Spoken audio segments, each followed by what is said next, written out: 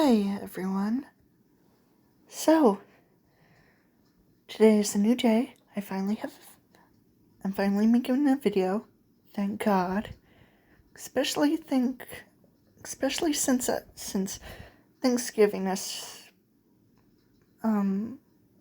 Thanksgiving was yesterday, and I just hope that everyone was okay. And I mean everyone. Especially since I'm just basically gonna ignore TikTok. I just can't stand TikTok. But anyways, so I mainly wanted to originally make a video about... Look, I'm just gonna say it. I just don't believe that William Afton experimented on his own children by having the FNAF 4 bedroom. You know, fear gas, hallucinogenic gas, in a bedroom that looks similar to one of his children's room, and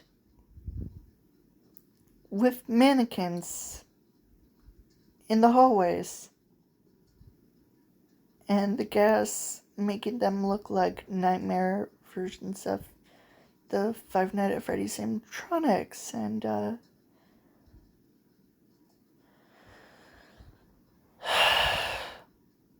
I just don't believe that William experimented on his own children. There's just no way, especially if the crying child was still alive, or that Michael Afton was a child or teenager during that time. There's just no way. No way. I feel like the main reason why Michael has nightmares of the FNAF 4 bedroom, especially due to the FNAF 1 phone call, is because I'm pretty sure Sister Location would have to take place after FNAF 1, and that Michael Afton was scooped by the scooper, but he didn't die because due to the remnant that was scooped inside of him, into him, because due to the scooper, and the remnant was from the children from those certain experiments, being the FNAF 4 bedroom and the plush trap minigame. And when he's alive, when he's alive, even though he's a rotting zombie, he has nightmares of the FNAF 4 bedroom due to the memories of the children that were experimented on, due to, well, obviously the remnant. And yeah, I don't know how the hell someone, and I mean someone, would have this idea where Michael, or the crying child, was experimented on by their father in this experiment room in a bunker underground, where they would have to endure hallucinogenic gas in this bedroom, where they would have to face off nightmare animatronics. Absolutely not. First off, even though William Afton is a unhinged man, and he's also a narcissistic, abusive, neglectful man to his children, obviously, there's no way in hell that he would ever experiment on his own children. And I mean it. Especially in the books. Like, in the books, William doesn't enjoy killing people, and he's not insane. He's just unhinged, but not insane. The reason why he murders people is for scientific reasons. And if the Crenshaw died before Charlotte Emily, William kills Charlotte out of revenge, anger, and jealousy due to his son dying, and also because he's obviously jealous of Henry, even though he doesn't care about his children. And it's more likely that one of his children dying were just an inconvenience for him due to his first son Michael accidentally killing his brother, and William thinking that Michael was a disgrace and the crying child being broken, and William's jealousy manifested into something else. William was angry and drunk. He killed Charlotte on Halloween, the same year when his child died.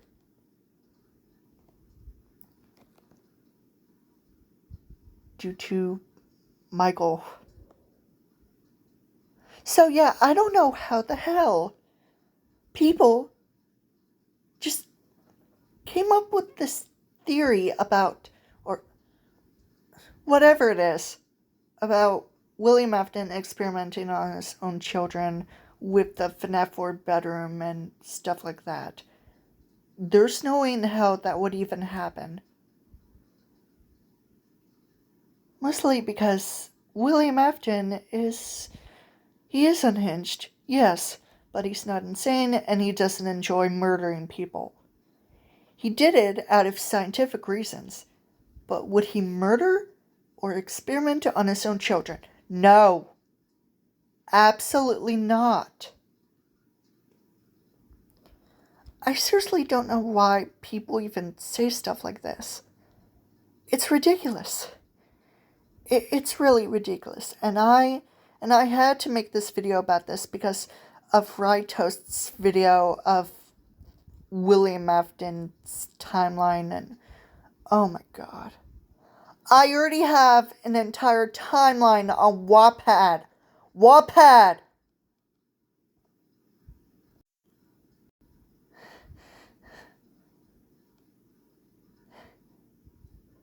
If you have a Wattpad account,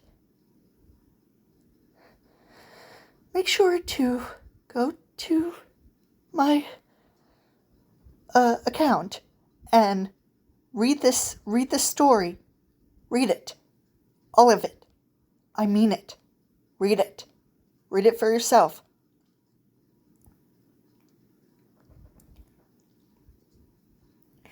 Because people, including myself, want FNAF to be simple again.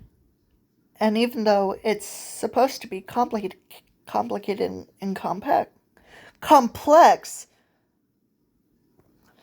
and make people engaged, and that's completely understandable. That's fine, but oh my god, it's so messy. And I'm just gonna be honest, William Afton not experimenting on his own children would be the simplest option that I can have in my timeline. I have no idea how people even like for example, Mr. Desk Fan Man, whatever, he double downs on the experimenting on the crying child theory, and I can't with it. I can't. No, seriously. The crying child Cruncho died before Charlotte, that would mean he would literally die. He would not be involved with experiments. He would not possess an actual animatronic.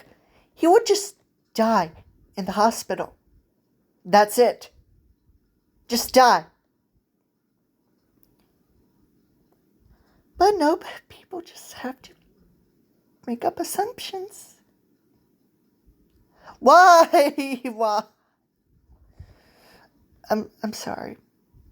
But it's just too ridiculous. And I mean really ridiculous. By the way, my version of the Molten MCI happens after FNAF 1 closes. So please. And similar to the books, William Afton's Bean Springlock would take place in 1995. 1995. As for Sister Location, taking place in 1996, and the story Room for One More would take place in 1997. 1997. I can barely even speak.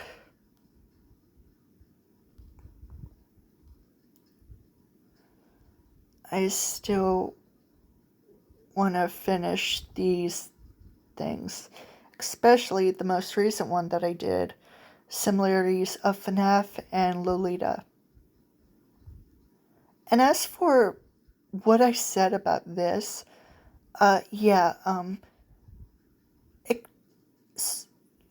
just ignore it. Just the title, because, the books aren't canon to the games, but in a way they are, just with different continuities. I mean that while they're not actually canon to the game's timeline, there are canon in their own universe. But canon to the games? Absolutely not. No. Especially since the arcade cabinets are probably just Easter eggs or fourth wall breaks. Especially stuff like the Joy of Creation. I mean, ever since I heard about that game, I like the premise. But when I heard the story from Gamersalt, the story, let's just ignore the Joy of Creation. And as a matter of fact, if we had to use the arcade cabinets as references or at least nods to the books or confirmation that the books exist in universe, no. Just no. Not even the GGY name in the arcade high scores.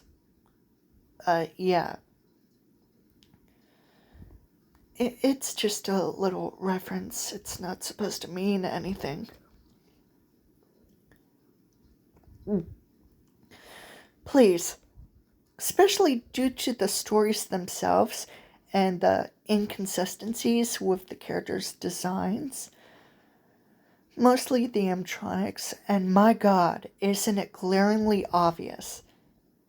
Like I said before about this, Not Real Name Not At All said that the FNAF books are basically Goosebump knockoffs, and I don't blame her. I really don't. Bye.